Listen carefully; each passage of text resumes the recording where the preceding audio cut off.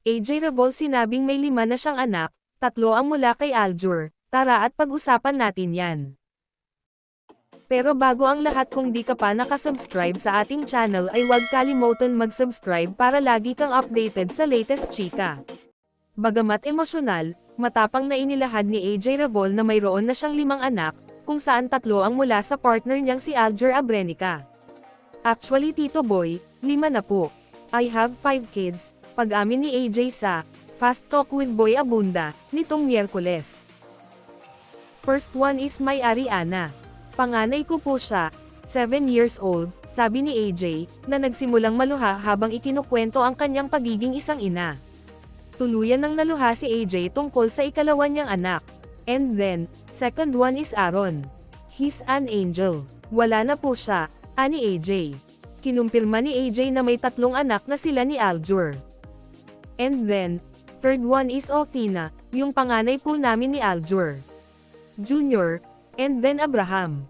Sinabi ni AJ na nagsalita siya para matapos na ang mga usapin tungkol sa kanya, at makaramdam na ng kalayaan ang kanyang mga anak. Gusto ko na pong matapos, and gusto ko na po magkaroon ng freedom ang mga kids, aniya. Para hindi na nagtatago, pag segundong tanong ni Tito Boy, bagay na kinumpirma rin ni AJ. Pinag-isipan din ni AJ ang kanyang pagsasalita. Ikinwento ni AJ na may magandang relasyon ang kanyang mga anak, at may ugnayan din sila sa anak ni Aljur kay Kylie Padilla na si Alas.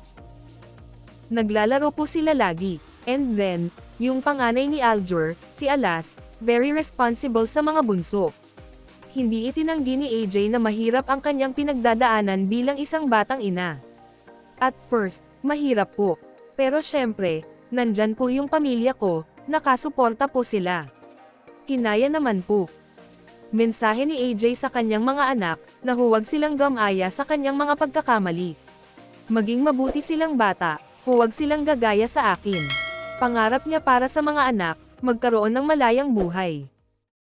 At dyan na po nagtatapos guys, maraming salamat sa inyong panonood.